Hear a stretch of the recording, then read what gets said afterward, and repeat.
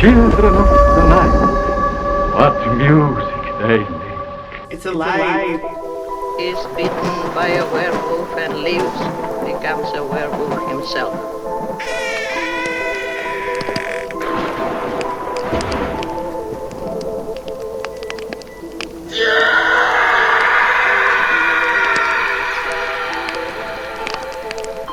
It's alive! It's alive! It's alive! It's alive! Hello everyone and welcome back to the Pumpkin Patch and welcome back to Days of Halloween on a very special episode where we celebrate all things Universal Monster. Ooh. That's right, because Halloween is universal. Absolutely it is. I'm so excited about this day. I love some classic movies, period. And in typical Universal Monster fashion, we have to bring the universe together. So this episode will be hosted by several of us. Each one of us bringing one particular film to life right here for you. We're having guests on this episode. That's right. But without further ado, let's settle in for Halloween is Universal Night.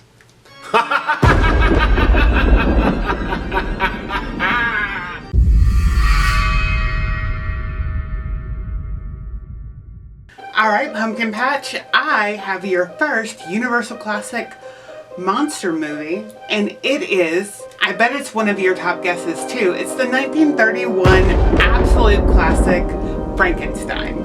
In case you didn't know, Frankenstein is based on a book by Mary Shelley, and Universal translated that into a movie where Colin Clive plays Henry Frankenstein, who's assisted by what we now know to be a typical subservient assistant. But this is actually, the 1931 Frankenstein is actually the first time where we see this like classic assistant to a mad scientist character appear. Go to graveyards at night and dig up bodies in order to try to put parts together to reanimate a human being. Eventually, the experiment is successful and Frankenstein's monster is brought to life, which also leads to that classic scene where he says, "It's alive!" It's alive! It's alive! It's alive! It's alive! One of the reasons why Frankenstein was made is because in February of 1931, Universal released Dracula, which is another, of course, classic Universal monster movie. And it made $700,000 in its initial opening run. Universal in 1930 had lost $2.2 million, and so they realized that perhaps these monster horror movies were a possible license to print money, I guess. They weren't wrong. They hastened their production of Frankenstein. Bela Lugosi, who played Dracula, wanted to play Henry Frankenstein. The studio wanted him to be Frankenstein's monster. He did a makeup test to be Frankenstein's monster and decided that he did not want to do that. So the part went to Boris Karloff, and it's really hard to imagine anyone else being Frankenstein's monster other than Boris Karloff. At least I think so. Also, when Frankenstein was initially released, it was heavily censored in certain areas of the United States and definitely cut at least 7 minutes from most theaters in its original run. It was completely banned from theaters in China. Also, I thought this was cool and it's unfortunate, but when the film was initially released, many of the prints were tinted in green. But unfortunately, none of those are left in existence to the best of our knowledge. Frankenstein also spawned several sequels, one of which is one of my favorite Universal monster characters, the Bride of Frankenstein, also Son of Frankenstein, also Frankenstein meets Wolfman, and several others. So there's a great catalog of Frankenstein themed movies that you can enjoy. Frankenstein really hits the theme of who is the monster in this movie, whether it's man or whether it's Frankenstein's monster. I really don't want to tell you too much else because I don't want to give away the plot, and if you haven't ever seen this movie or read the book, I highly recommend that you do it that way instead of listening to me spoil it for you. I highly recommend Frankenstein. It's really only available for rent right now, or you can find it in several Universal Monster collections of DVDs if you prefer to view it that way and own it. I found a copy at Target that also has several other movies on this list that was $20. Rent it, buy it, but absolutely watch it. Next up on our Universal Monster Special is Dracula from 1931. It was directed by Todd Browning, and it is the first sound film adaptation of Bram Stoker's novel. It was a smash hit both commercially and critically. Bela Lugosi played the titular Count Dracula in this movie and is so well known for the role that his name kind of becomes synonymous with the character. And let's be honest, can you imagine anybody else in that role?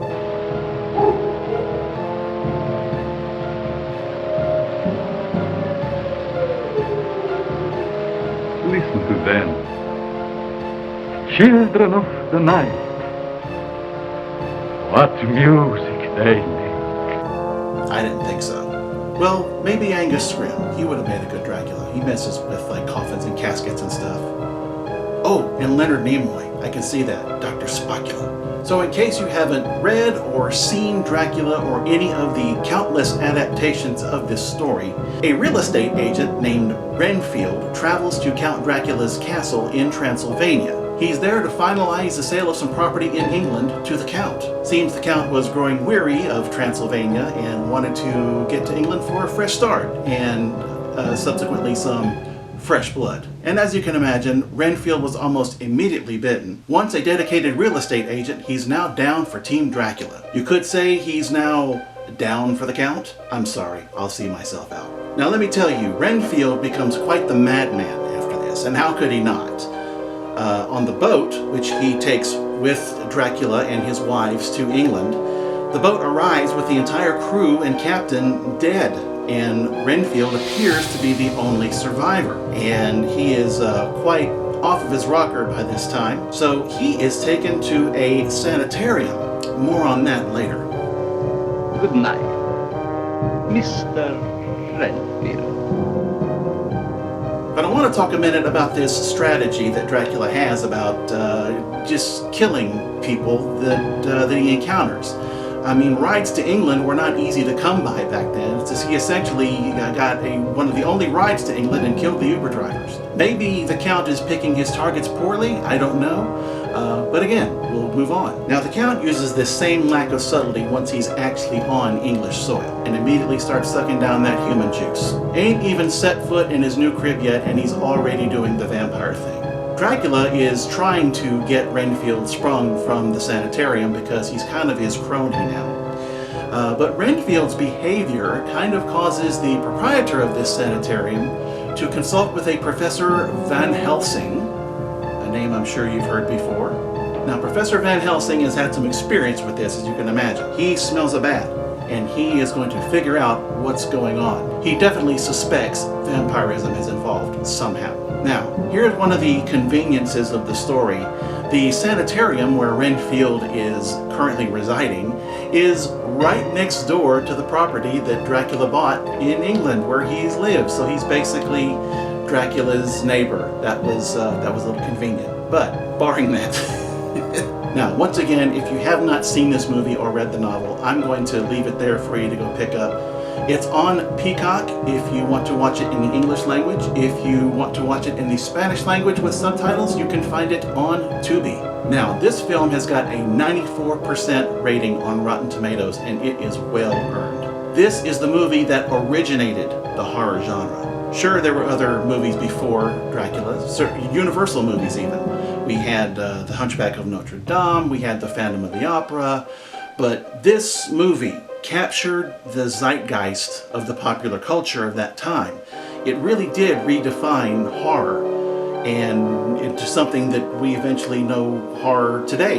So if you're rolling with Michael Myers or Freddy or Jason today, you owe everything to Dracula from 1931. So when you say Dracula, you put some respect on that name. Ow! And welcome to the Harry's selection of our Universal Horror Night. Our selection for the Halloween classic goes to the 1941 film, The Wolfman.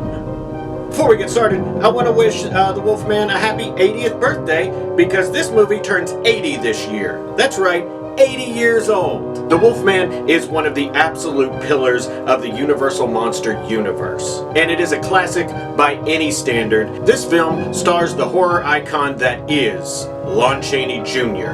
as Larry Talbot, aka the Wolfman, a role that he loves so much that he's going to reprise 4 more times after this film. The film sees Mr. Talbot going back to his ancestral home in Wales to bury his brother and hopefully the beef between he and his dad. But, as one often does, he falls in love with a local girl who works at an antique store. I don't know how often that happens, but it does happen here. And to kind of impress her, he buys a walking stick that has a silver wolf on it because, he thinks it's cool and he wants to buy something from her, spend more time, get to talking to her. Only she tells him, when they're talking, that that's not a wolf, that's a werewolf on his cane.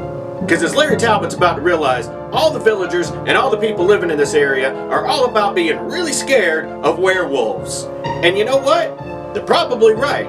Because later that night, the antique shop owner's best friend gets attacked by a wolf. And Larry Talbot steps in and beats that wolf down with that cane. But as is usual for a werewolf fight, whenever you go to kill a werewolf, usually someone gets bitten. And guess what? Larry got it. So he needs to get that bite looked at as soon as possible. So where does he go? A Romani fortune teller. Man, I don't think that they have a lot of sterile situations in those campsites. I think that thing's going to get infected. But despite not having like a clean surgical room, the Romani fortune teller does give him the proper diagnosis. He's got a full-blown case of lycanthropy. Whoever is bitten by a werewolf and lives becomes a werewolf himself. Interesting fact about the Wolfman, this is only one of 3 of the Universal Monster Universe properties that aren't based on pre-existing literary novels. That being the Wolfman, the Mummy, and the Creature from the Black Lagoon. The film stars Lon Chaney Jr., who was the son of Lon Chaney, aka the Man of 1,000 Faces, one of the OG original special effects makeup artists in Hollywood. He took amazing pride in the fact that he played the Wolfman. He often referred to it as his baby, and he is the only Universal monster that has ever been played by one particular person in the recognized canon. Also interesting fact about this film, it's recognized as the quintessential werewolf movie by a lot of sources. However, this isn't even the first werewolf movie in the Universal Monster canon. This is the second one. The first one, of course, was Werewolves of London. Despite that fact, the Wolfman is the quintessential werewolf movie for a lot of people, and for most of Hollywood, because, as I said before, this film turns 80 years old this year, and Hollywood is still trying to get werewolf movies right, and with a few exceptions, they have not quite reached the level that the Wolfman reached in 1941. Also, another little interesting fact about this film, the werewolf that Larry Talbot beats down to save the shopkeeper's best friend's life is played by Bela Lugosi. It's supposed to be a very subtle nod to adding another monster to the Universal Monster lexicon by having one of the originals, the originator of the Universal Monster universe, infect him and turn him into a werewolf. But regardless of who's biting who, and regardless of how old the movie is, and regardless of how classic the film may be, because there's one thing about the Wolfman that I want more than anything. I'd like to meet his tailor. Here to deliver you my segment for the classic Universal Halloween film, and that is The Creature from the Black Lagoon. Released in 1954, directed by Jake Arnold, who was one of the great creature feature directors in the 1950s. He directed It Came from Outer Space and The Incredible Shrinking Man and so forth. This was a film that was originally the story came up by Maurice Zelm with a screenplay by Harry Essex and Arthur Ross. And the idea basically being that some scientists are down in South America finding some old fossils, and they found this fossil of what looks like a half-man, half-fish claw. And they go down, they get some funding to go down and do more research in the Amazon rainforest. But on the way down there, it turns out, no, this thing isn't an extinct species. There's still one going around. It's a full-on creature from the Black Lagoon, a half-man, half-fish, which is credited as a gill man, who is swimming around minding his own business. These guys show up, start blowing up the lake, trying to fish him out and so forth. But he also takes a liking to one of the female scientists, the lone female character in the film, played by the great Julie Adams. and she plays Dr. Kay Lawrence, and he immediately takes a liking to her.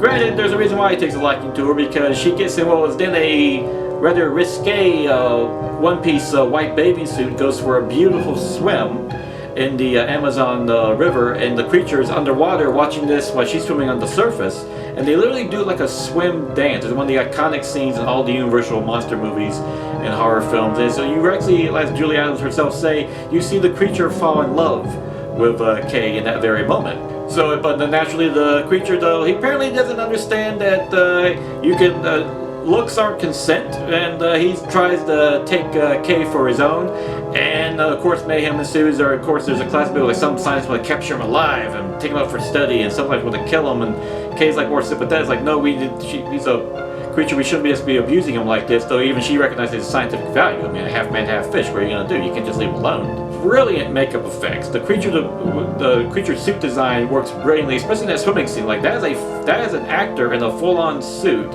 swimming in the Amazon rainforest, and that actor was portrayed by Rico Browning. He did the underwater creature scenes, and Ben Chapman did the surface creature scene out on the surface walking around. But Rico Browning in particular was one of the great swimmers in Hollywood, and also one of the great underwater film directors. He notably did a lot of great film action scenes, notably in the James Bond film Thunderball. He directed those underwater action scenes quite brilliantly, in my opinion. Naturally, a classic Universal film, a bit dated, but there are some nice touches that you recognize today. For instance, like I mentioned, Kay Lawrence, played by Julie Adams, is a full-on scientist, and she's respected by her fellow crew members, and she even corrects them at times. She's allowed to show she's got brains as well as beauty, and it doesn't help that she looks fantastic in that swimsuit. But this is a true classic Universal monster picture, and incidentally, one of the few original Universal monsters, because Dracula, Wolfman, and Frankenstein are based on previous myths and folklores and stories and so forth. Creature is a original creation of Universal Pictures, and as a result, unfortunately, you don't see him as much, because if someone wants to do a remake or use him in a different movie, they gotta pay the Universal that licensing money, because they're protective. Because hey, when you have a great creature like this, you want to keep him around. Naturally, there were 2 follow-up films that came up. In 1955, there was Revenge of the Creature, which is most noted for the fact there's an uncredited Clint Eastwood in one of his first film roles in the film, and also The Creature Walks Among Us in 1956, which is kind of a tragic story, but still an interesting film in general. Not the classic that The Creature from the Black Lagoon is, but definitely worth checking out if you get interested in this. Being licensed, Universal has always talked about maybe doing a remake one day. John Carpenter was attached at one point, Guillermo del Toro was attached at one point, but he instead just decided to go and make his own version called The Shape of Water, the great Oscar-winning 2017 film, which won Best Picture, Best Director, and so forth. And Del Toro said his idea was, I always felt bad for the creature. He just wanted a girlfriend. In this movie, he gets the girl. Yes, as James will tell you, my impressions are spot on. Oh, and 2 more things. This one, the creature design was done by the great Millicent Patrick, who was also a designer at Disney, who sadly, unfortunately, due to Bud Westmore, is one of the big names in makeup at the time, Universal tried to tamp down her credit for designing the creature, which is really frustrating. Apparently, Bud Westmore didn't like the fact that it was a female that directed the creature, one of these great monsters. But thankfully, decades later, she's finally getting her recognition, because the creature design by itself is one of the great monsters ever created. And also, if you're looking for other material with the creature, I would highly recommend, if you can find it, The Creature Features by Arthur Adams, his Dark Horse adaptation of The Creature from the Black Lagoon. Also did some great Godzilla comic books and so forth. So yeah, check those out as well if you're looking for the more Creature from the Black Lagoon. Like I said, unfortunately being licensed, he's a little hard to get, because no one else can use him. Time you can probably see him is in one of my personal favorite kids movies is the Monster Squad, where he appears as the Gill Man. Or they can't really inquire of the Gill Man, because once again, that wasn't a Universal film, so they weren't going to pay the license, so they even had to change his look, so he didn't look too much like the creature, because Universal lawyers will come a-calling. But still, it's just great to see the creature next to Dracula, and Frankenstein, the Wolfman, and the Mummy, all standing together like the classic Universal monsters. And incidentally, it was also one of the first films filmed in 3D, and not that red blue 3D. This was actually using polarized lenses 3D, and apparently the effect was actually quite well done within theaters, but unfortunately very expensive, so it didn't quite work out as well, because they had to use 2 different projectors at the same time. That's why a lot of movie theaters didn't stop using it. Among the great Universal classic monster films, Creature from the Black Lagoon. Check this out. True classic all around.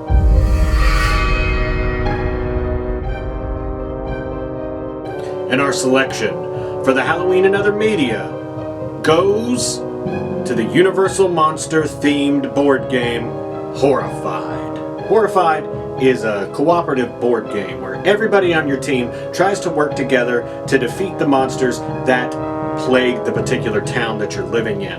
But this town is plagued by the worst of the monsters. Frankenstein, Dracula, the Bride, Creature from the Black Lagoon, Wolfman, all of them are there trying to take you out, and you have to try to figure out a way to get away from them, how to beat them, and you have to work together with the other players. Because just like in the films, each particular monster has a unique way to defeat them, and you have to figure out how to do it for each one of these creatures so that you can survive and win the game. In the future, we may do an episode on this board game. We might get some horsemen together and actually play it if there's any interest in that. So please let us know in the comments if it's something you'd like to see us try. But the license for Universal Monsters is very strictly held. This game has to be special, and it's been nominated for numerous Game of the Year awards. So we hope that you enjoy the game and that it's not too horrifying for you.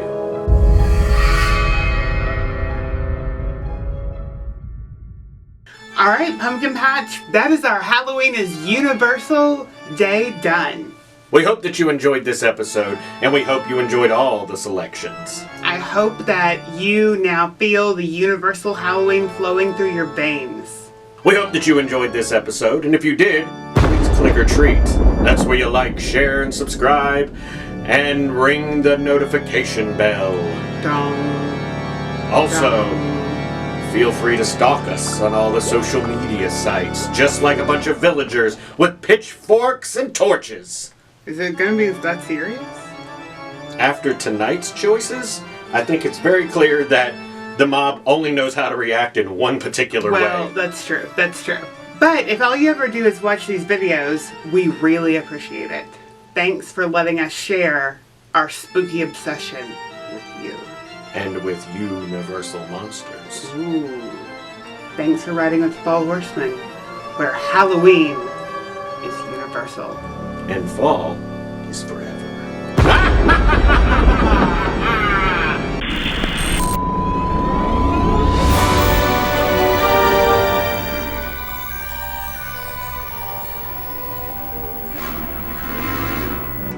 I don't know where I was going. I don't know where you were going with that either. I didn't know if you were done or not. Colin Clive prays.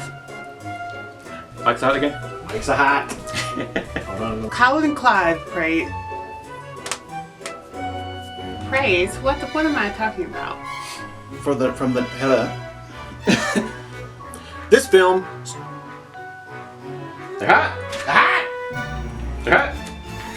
You just add this into the word of the footage, or just you can throw it all out. Next up on our Universal Monster. What am I trying to say here exactly? Damn it. Never mind. Never mind any of that part. Next up on our Universal. Mics are hot. Mics are hot. Let's say one other thing. A real estation. Mics are hot. But in typical. Okay, I'm gonna walk up and see what kind of mess I made. Yay, that's exciting. Guests. We're having guests over. I don't know where I was going with that. Yeah, I don't either.